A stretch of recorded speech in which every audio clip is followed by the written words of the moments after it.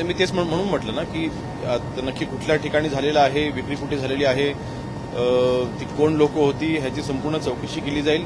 दारू नक्की आली कुठून आणि ती कशा पद्धतीने विकली जाते, हे पूर्ण याचं मोडस ऑपरेंडी कसं आहे ह्याची संपूर्ण माहिती घेतली जाईल, सखोल चौकशी केली जाईल. जर का कोणी ह्याच्यामध्ये पोलीस देखील आढळले, त्यांचा सहभाग जर का आढळला तर नक्कीच त्यांच्यावर देखील कारवाई केली जाईल. सुहास कांदे यांच्याकडनं आंदोलन होताना दिसत आहे. कुठेतरी ज्या निवेदन दिल्या गेल्या त्या चुकीच्या पद्धतीनं दिल्या गेल्या आणि त्यामध्ये भ्रष्टाचार झाला. नाही, आवश्यक असल्यास सुहास कांदेजी यांची माझी ह्याबद्दल चर्चा नाही. आता ते पायरीवरती जेव्हा आंदोलन करत असताना दिसले त्याच वेळा मी त्यांची विचारपूस केली. त्यांच्याकडनं जी काही त्यांची तक्रार आहे त्याची संपूर्ण माहिती घेऊन आवश्यक पडल्यास कॅबिनेट मंत्री छगन भुजबळ साहेब आहेत, त्यांच्याशी देखील आम्ही चर्चा करून या प्रकरणाची संपूर्ण आम्ही चौकशी करायला लावू. आणि जर का कुठेही चुकीच्या पद्धतीने टेंडरिंग प्रोसेस झाली असेल तर त्याच्यावरती योग्य ती कारवाई करण्याकरिता आम्ही माननीय मंत्री महोदयांकडे मी स्वतः विनंती करेन.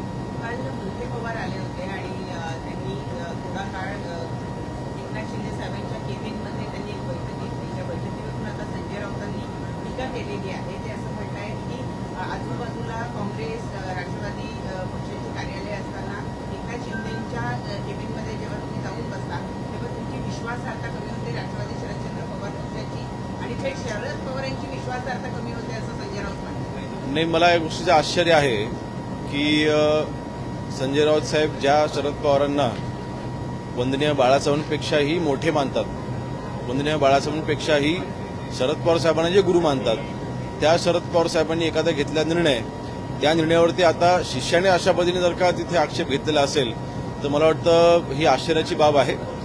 आणि संजय राऊत साहेब हे कोणाचेच होऊ शकत नाहीत. एकंदरीत त्यांनी पुन्हा एकदा हेच सिद्ध केले की ते शिवसेनेचे नाहीत, ते आता उभाटाचे नाहीत, ते शरद पवार साहेबांचेच आहेत. म्हणून आपल्या गुरुने मला जी गोष्ट आवडत नाही ती केली म्हणून त्यांना खरंच वाईट वाटलं असेल.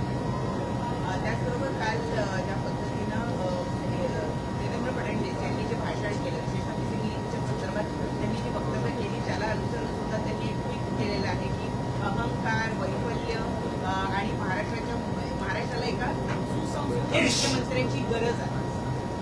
जी व्यक्ती ऑन कॅमेरा संबंध देशासमोर जगासमोर शिव्या घालतो त्या व्यक्तीने महाराष्ट्राच्या संस्कृतीबद्दल माननीय मुख्यमंत्री महोदयांना शिकवण्याची आवश्यकता नाही. कुठलाही माननीय मुख्यमंत्री महोदयांनी काल भाषण करत असताना एकही असंसदीय शब्द वापरलेला नाही. जे काही बघा, शेवटी आज ज्या मेहनतीने माननीय एकनाथ शिंदे साहेब असतील, माननीय देवेंद्र फडणवीस साहेब असतील, ज्या तंत्रज्ञानाचा वापर करून एक इम्पॉसिबल प्रोजेक्ट जो पूर्ण करून दाखवलेला आहे, जो काँग्रेसच्या काळामध्ये त्यांना करता आला नाही, असा एक चॅलेंज स्वीकारून एक प्रोजेक्ट पूर्ण केलेला आहे. ठीक आहे, सुरुवातीला नक्कीच काही त्याच्यामध्ये मला वाटतं जी काही दरड कोसळलेली आहे, जसं त्यांनी माननीय मुख्यमंत्री महोदयांनी काल कोकण रेल्वेचं उदाहरण दिलं, तसे अनेक आहेत.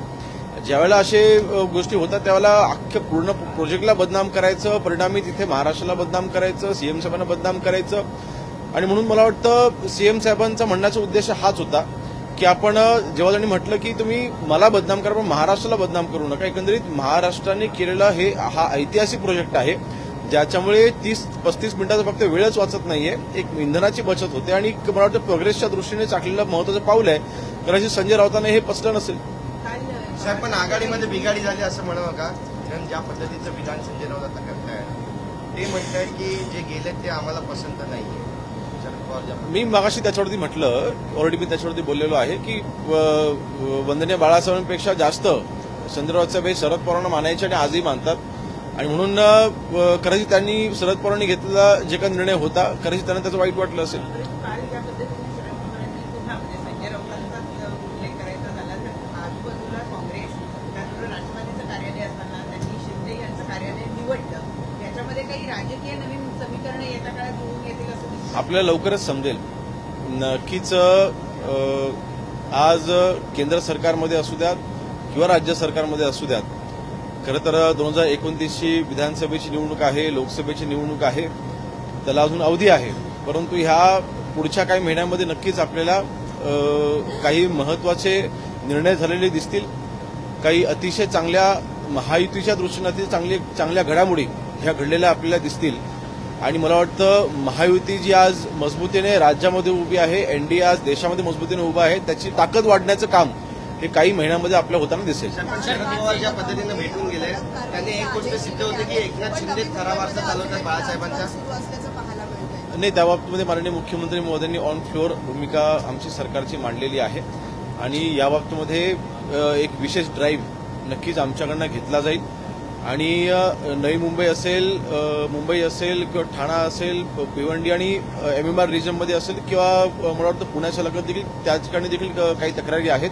तर नक्कीच या सगळ्यांच्या ठिकाणी आम्ही एक स्पेशल ड्राईव्ह घेऊन या सगळ्या ज्या आस्थापना चालू आहेत अवैधरित्या त्यांच्यावरती कारवाई करू. सर, हिंदी में बता दीजिए, जिस तरीके से मिसिंग लिंक को लेकर सरकार की किरकिरी हो रही थी, उस पर मुख्यमंत्री ने कल हाउस में जवाब दिया. इसको लेकर विपक्ष जो है कह रहा है कि ये मुख्यमंत्री का अहंकार बताता है. मुख्यमंत्री ने कहा कि मुझे बदनाम करेंगे चलेगा, लेकिन महाराष्ट्र को बदनाम नहीं, अहंकार का सवाल कहाँ है?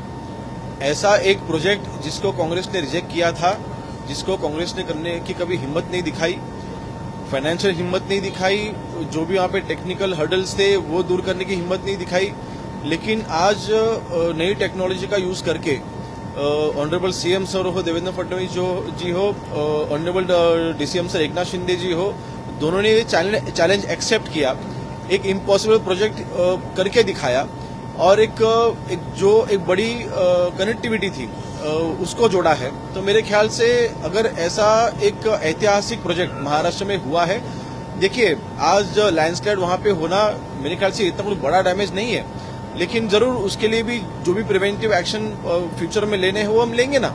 और उसके लिए पूरे प्रोजेक्ट को बदनाम करना, महाराष्ट्र को बदनाम करना, ये गलत है. ऐसा सीएम साहब ने कल कहा था. एनसीपी की तरफ से नाराजगी जताई गई जब सीएम मिसिंग लिंक के बारे में कह रहे थे, तो सीएम ने अपना नाम लिया और उप मुख्यमंत्री एकनाथ शिंदे का नाम लिया, अजीत दादा का नाम नहीं लिया. उसको लेकर नाराजगी है और ये भी कहा जा रहा है कि मिसिंग लिंक को अजीत दादा का नाम लिया. नहीं, देखिए जानबूझ के सीएम सर ने किया है, मैं ऐसा नहीं कहूंगा. जिस विभाग के माध्यम से ये प्रोजेक्ट हुआ है वो विभाग ऑनरेबल एकनाथ शिंदे जी पिछले 7 साल से संभालते आ रहे हैं. उसमें एकनाथ शिंदे जी डायरेक्टली इन्वॉल्व थे as a CM. Then again जब भी फडणवीस साहब जब भी DCM थे तभी वो डायरेक्टली इन्वॉल्व थे. तो मेरे ख्याल से उनकी डायरेक्टली इन्वॉल्वमेंट थी इसलिए उन्होंने उनका नाम लिया, या फिर एकनाथ शिंदे जी का जब भी वो सीएम थे तभी उन्होंने भी उस प्रोजेक्ट को चालना दी थी. तो मेरे ख्याल से जानबूझ के अजीत दादा का नाम अवॉइड किया ऐसा नहीं है, डायरेक्टली इन्वॉल्वमेंट थी शायद इसलिए उनका नाम लिया. कल शरद पवार जी मिले एकनाथ शिंदे मुख्यमंत्री से, उसको लेके काफी नाराजगी दिखा रहे हैं संजय राउत. देखिए हम तो पहले दिन से ही कह रहे थे कि संजय राउत जी ये ना कभी शिवसेना के थे, आज ना वो उभाटा के हैं, वो हमेशा शरद पवार जी के ही चले रहे हैं.